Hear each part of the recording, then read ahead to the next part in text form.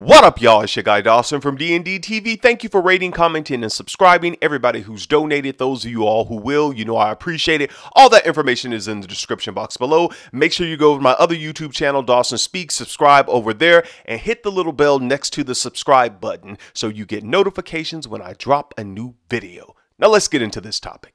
Alright y'all, thanks for clicking on the video. I hope you all are doing well. Now you all, as I approach these topics with respect, I want you to be respectful in the comments section, please.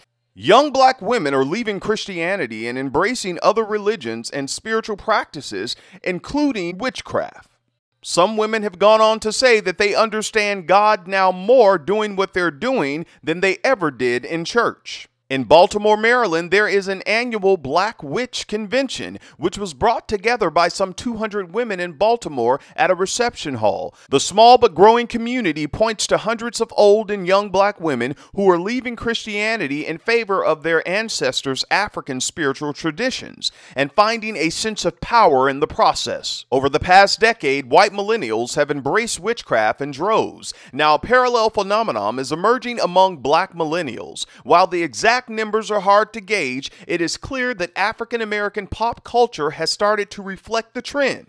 In the music industry alone, there's Beyonce's allusion to the African goddess in Lemonade. Artist Azalea Banks made a declaration that she practices witchcraft. And artist Princess Nokia's hit Brujas, in which she tells white witches, everything you got from us. Now, while some millennials are entering this community seeking answers, others are simply hungry for a place where they can belong. A young woman from Panama said that witchcraft serves as a safe haven for some LGBT youth who don't feel welcome in the church. The number of online posts by and about LGBT witches attests to the overlap between queer and the witch communities. Wow. Tamara Young, a 32-year-old government program analyst, stated that the church is oppressive for a lot of black women, but these African traditions empower women. They are empowering you to have a hand in what you are doing, to create your own magic. And in this case, that would be black girl magic. Now I'm going to let you all watch this video, and I'll be back with the rest of my commentary, and you all know me, I'm Dawson, and I won't hold back. Growing numbers of African-American women in Maryland and across the nation are leaving traditional church worship. All of them are in search of something else, a spiritual belief that connects them to their ancestors and where they can feel more empowered to control their own well-being. They have found it in ancient forms of spiritual contact. Some call it witchcraft, a term they accept and embrace. For most of us, this is how we worship. A tradition that predates us all.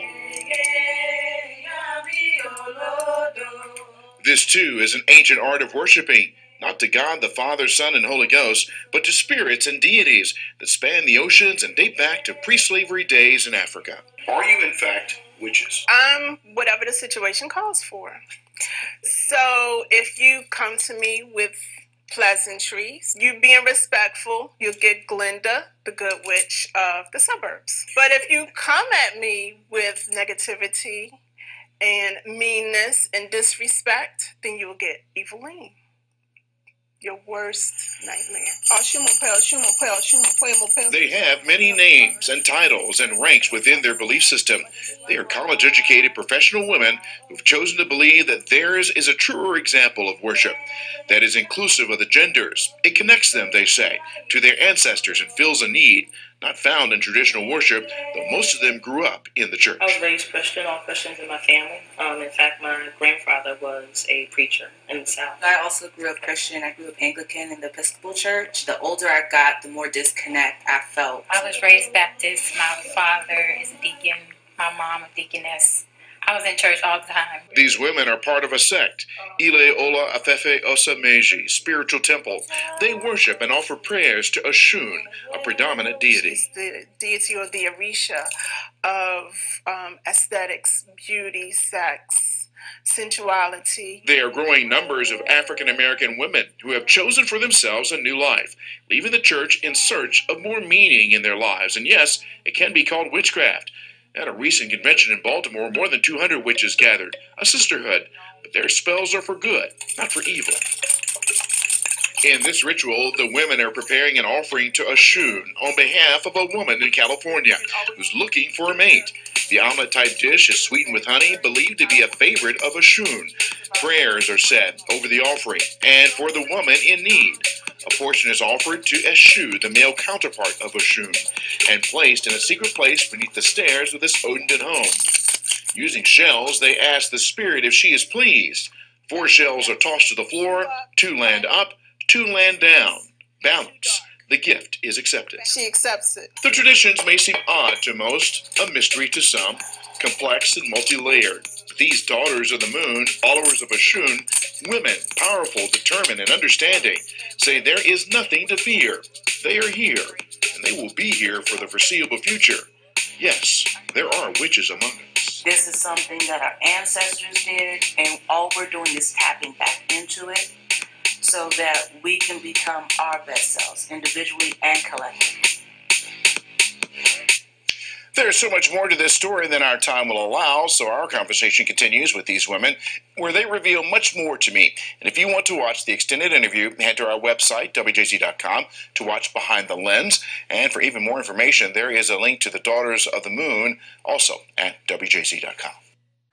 All right, y'all, let's go in. Now, first of all, let me correct something. I did say Black Girl Magic in the beginning. The hashtag Black Girl Magic was a movement that was polarized by Kashawn Thompson in 2013. The concept was born as a way to celebrate the beauty, power, and resilience of Black women. So I wanted to correct that because I know someone will get in the comment section and say, Dawson, well, that's not what hashtag Black Girl Magic means. Yes, I know, made the correction.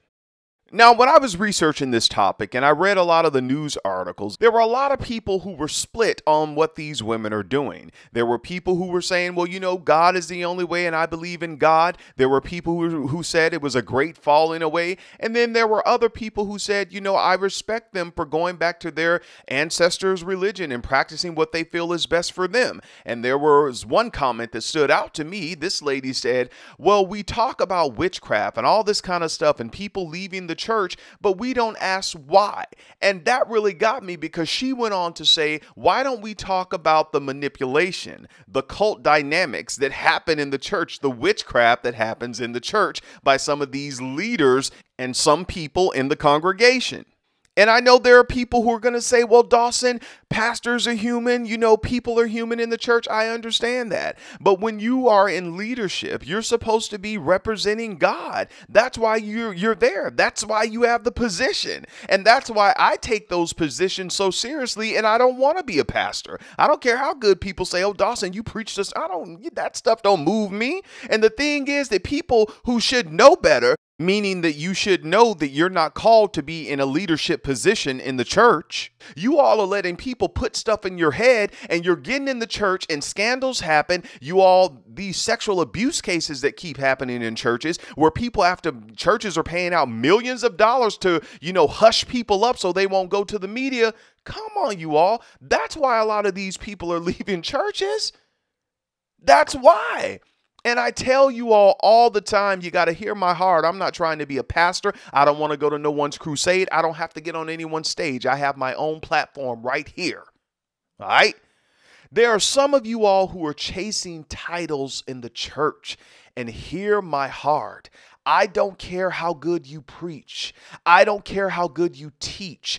I don't care that your mother and father, they are head leaders in the evangelical movement. I don't care about that. If you know that you're not called to do it, don't do it. You will do more harm to the movement than you will good. Listen to me, ma'am. Listen to me, sir. I know people push you all to do it because, your granddaddy was a preacher and, your aunt was an evangelist and your cousin was a prophet and a prophetess.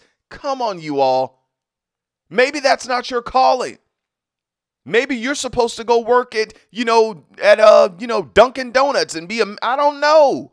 Maybe that's not your thing. Maybe you want to be an actor. I mean, don't get into church acting. We have a lot of that going on. But maybe your calling is you're supposed to go work for NASA. That's what you have to do. You can't let people pressure you because you're going to do more harm than good to the movement. Y'all got to get that, man. There's constant scandals. People send me stuff all the time. Some stuff I don't want to report on because I'm like, whatever.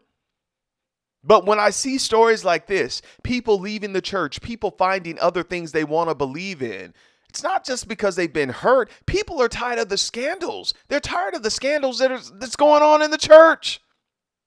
They're tired of it. And when people are being harmed and nothing is being done to the perpetrators, and people just, they just forget about the victims. They try to hush them up. That's why people are leaving the church. It's not because of church hurt. They want accountability. Well, Dawson, I understand all of that, but what are we going to do about people who are going to other religions and having other spiritual practices? I'm going to tell you what you're going to do. You're going to continue to be the light of the world, a city set on a hill, the salt of the earth. You're going to continue to change the atmosphere everywhere you go. That's what you're going to do. Now, I'm off of this, but I want to say this. I said in the last video I did that the world is looking at the church, and the world is saying, where is the power of God? Not the scandals, not the deception, not the manipulation, not the games and the gimmicks. Where is the power of God? And the church is looking back at the world saying, Jesus is coming and you're going to hell. And the world is looking at the church saying, display, show us the power of God in your life. And if you, the ones who say that you were called and you were chosen, if you have no power to display to the world, no wonder the world doesn't want it. And that's not their problem. It's on us. Until next time, it's your guy Dawson. Take care of yourself. Go off in the comments. Say whatever you want to say, but please be respectful. Peace.